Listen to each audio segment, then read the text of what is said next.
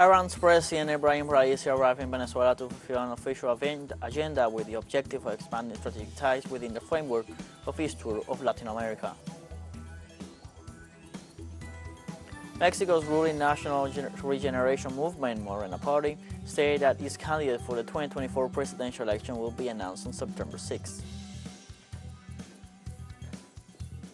Cuban health authorities take corresponding actions to counteract epidemiological complications that may arise due to the continuous rains.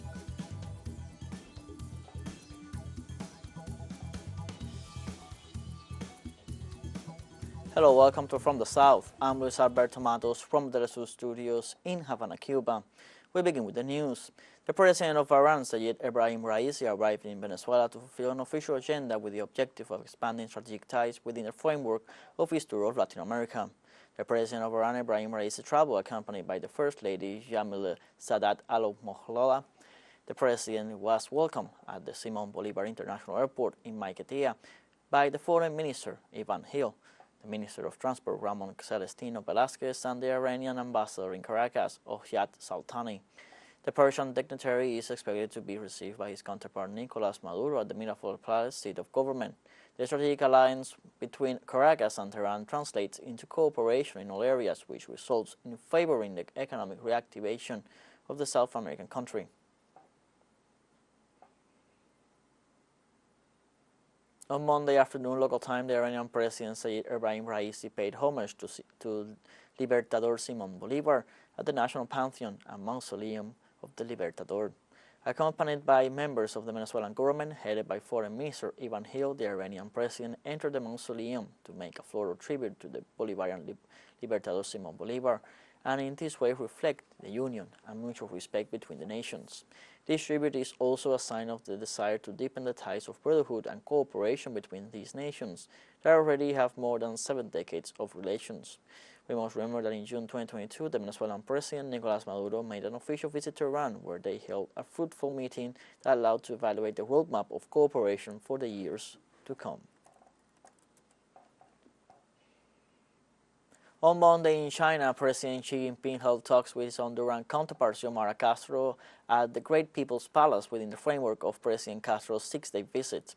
President Xi Jinping noted that this visit is of special significance for having opened a new chapter in the annals of relations between their nations. China and Honduras renewed diplomatic relations on March 26, at the same time that Tegucigalpa broke off diplomatic relations with Taiwan after 82 years. During the meeting, the leaders witnessed the signing of 17 bilateral cooperation documents on the Belt and Road, economic trade, quality inspection, agriculture, science and technology, and culture and education. During her visit to China, Castro formally asked BRICS new Development Bank President Dilma Rousseff for the Central American country to join the financial entity.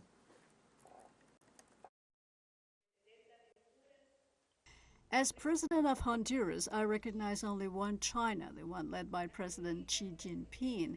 Its progress and the development of its people, as well as its global leadership, promoting the initiatives of the Belt Road, global development, global civilization, and the Global Security Initiative that we have accepted, aware of the great challenges to build our symmetries, combat the arms race, and the proliferation of nuclear weapons, and to build peace, so necessary to rethink the course of humanity. Cuba's Prime Minister Manuel Marrero Cruz paid tribute on Monday to the historic leader of Cuban Revolution, Fidel Castro, at the monument erected at the Moscow district of Sokol. Marrero Cruz thus began his official visit to Russia. The tribute was attended by members of the government delegation that has been visiting Russia since June 6. Earlier, the head of government of the Caribbean country held a meeting with members of the Cuban plan of Russian University for Cuba participated. The Cuban premier arrived in Moscow from Sochi, where he participated in various events of the Eurasian Economic Union and took part in the Eurasian Intergovernmental Council and in the Third Eurasian Congress. Marrero Cruz will be in Russia until the 17th, and after finishing the official visit, he will participate in the International Economic Forum in St. Petersburg. China ratified on Monday that nothing can destroy its sincere friendship with Cuba, no matter how much the United States misinforms and defames in rejection of the allegations about the supposed construction of a spy center on the Caribbean island. The spokesman for the Ministry of Foreign Affairs, Wang Wenbin, stated that the contradictions presented in a short time about that information evidences Washington's lies. Wang considers the information broadcasted by Washington about the alleged construction of a spy base in Cuba to be inconsistent. The spokesman emphasized that despite spreading such slander, the White House will not affect the friendly and fraternal ties between Beijing and Havana.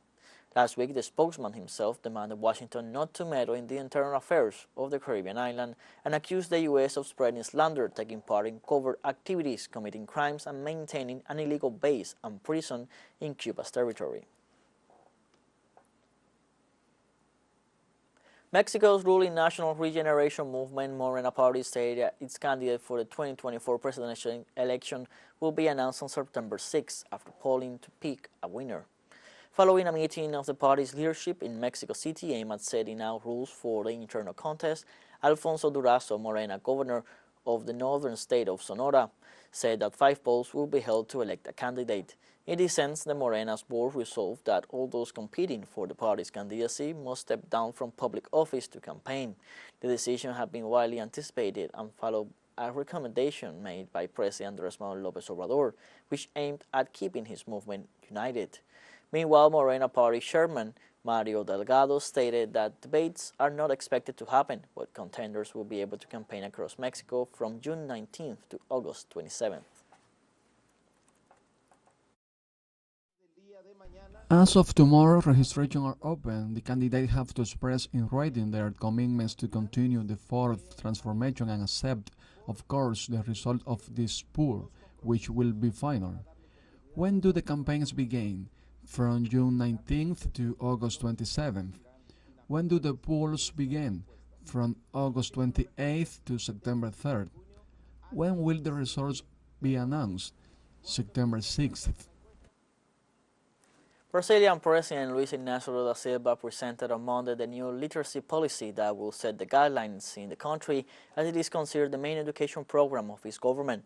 According to a message on Lula's Twitter account, his administration begins with the national commitment for a literate childhood to resume the federal government's attention to Brazilian basic education and guarantee that 100% of Brazilian children will finish the second year of primary school knowing how to read and write. The previous week, the Minister of the Sector, Camilo Santana, advertised that it will be his ministry's biggest program. Santana also assured that the new policy was cemented through conversations with municipal education secretaries and with the Union of Municipal Education Leaders. Let's take a short break, but remember you can join us on TikTok at teleSUR English, where you will find news in different formats, news updates, and much more. All the stories coming up. Stay with us.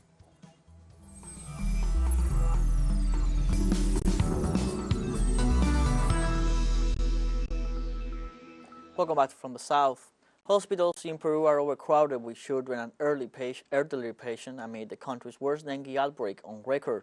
With the El Niño climate phenomenon now underway, bringing heavy rains and mosquitoes, dengue has spread fiercely in the South American country, with the death toll this year surpassing 200 and over 130,000 cases, recorded double the number of the last outbreak in 2017. Heavy rains and hot weather have made the northern region of Piura the epidemic center, which alone has reported nearly 40,000 cases and more than 60 deaths. Dengue fever is a mosquito-borne tropical disease caused by the dengue virus. Symptoms typically begin 3 to 14 days after the infection and may include a high fever, headache, vomiting, muscle and joint pains, and skin rash.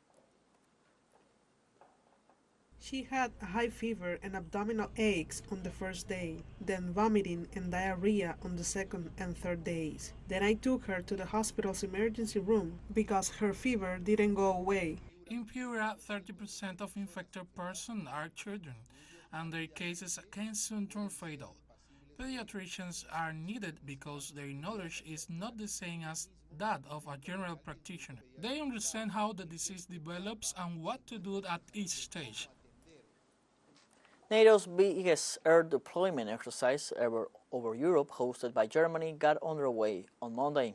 As announced last week, it involves some 10,000 participants and 250 aircraft from 25 countries, which will be responding to a simulated attack on a NATO member.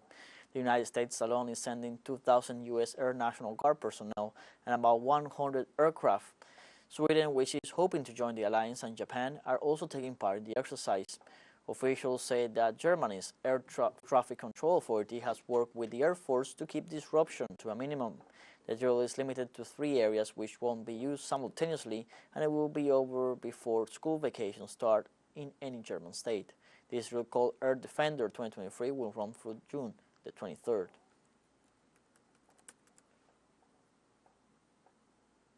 Nuclear-capable states have increased their arsenal, a symptom, according to the Stockholm Institute for Peace Studies, of deteriorating geopolitical relations. The organization's latest report assures that arms control and disarmament diplomacy have suffered a major setback in the context of the Ukrainian conflict. The total world inventory recorded by January 2023, some 12,512 operational nuclear warheads, that is 86 more than in January 2022. Of those currently, about 2,000, most of them belonging to Russia and the United States, remain deployed. The Swedish Institute also states that 90% of all the world's nuclear weapons are possessed mainly by Washington and Moscow. In all Israeli prisons, preparations for the general strike called by Palestinian prisoners arrested under the violating figure of administrative prisoners have begun. The call was made by the Committee of Administrative Detainees, recently created by the Supreme Emergency Committee of the National Movement of Prisoners in Palestine, under the motto Revolution for Freedom, Intifada of Administrative Prisoners. They start on Monday the operatives for the fast fixed, starting from June 18th, when the prisoners on the administrative regime will refuse to eat food or liquids. They assure that it is a strategy of struggle so that the occupier respects the norms of international law. teleSUR English continues to grow. You can now tune in from 33 different African countries to StarSat, dial 461 and enjoy our Latin American alternative broadcasts. One final short break, we'll be right back. Don't go away.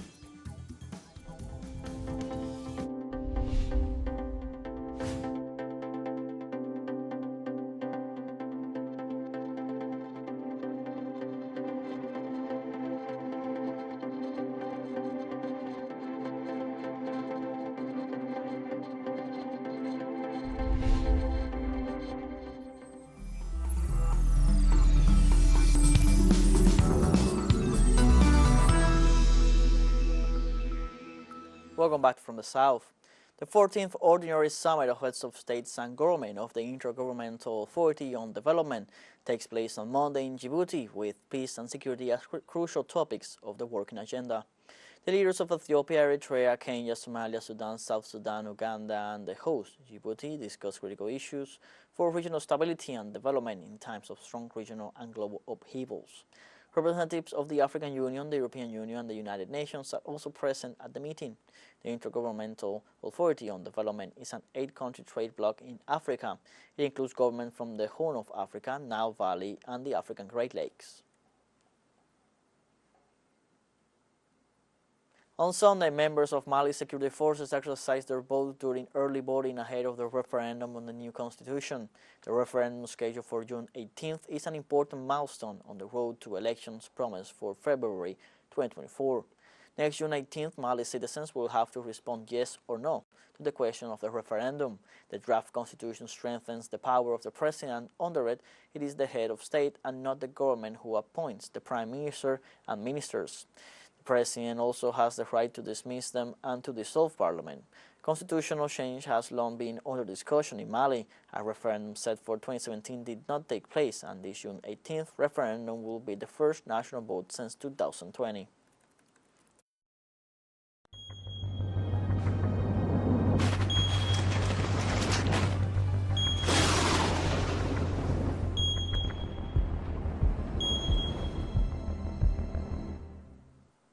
Authorities on Monday closed beaches in Pakistan's coastal city of Karachi and ordered fishermen back in anticipation of cyclone Biparjoy.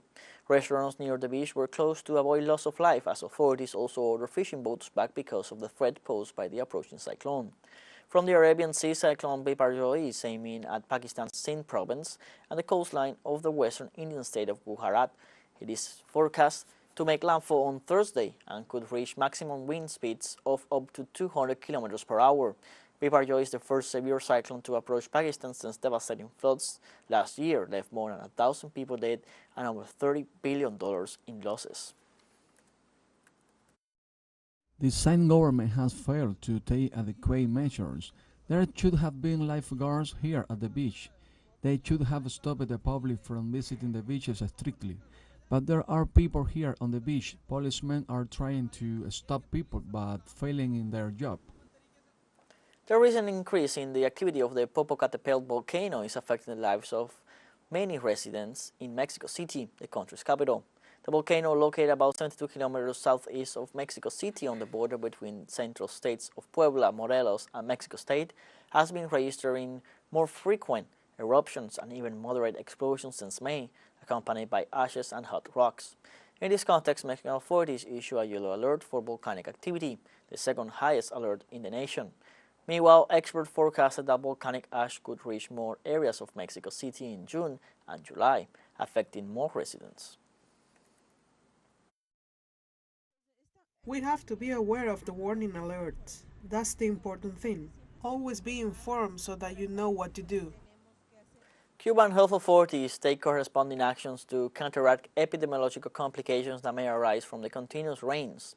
The Ministry of Public Health of Cuba, in the recovery stage, called to maintain personal and family hygiene, boil drinking water, discard contaminated food, wash and disinfect raw food, such as fruits and vegetables. The heavy rains recorded in the largest of the Antilles left damage to homes, roads and agricultural areas. The authorities insist that the rains and the danger have not yet ceased, and the first thing to take care of is the lives of the citizens. Civilians were advised to go to the doctors in case of any symptom, be it fever, diarrhea, or rash. We have come to the end of this news briefing. You can find these and many other stories on our website at telesurenglish.net. You can also join us on social media: Facebook, Twitter, Instagram, Telegram, and TikTok. For Telesur English, I'm Luis Alberto Matos. Thank you for watching.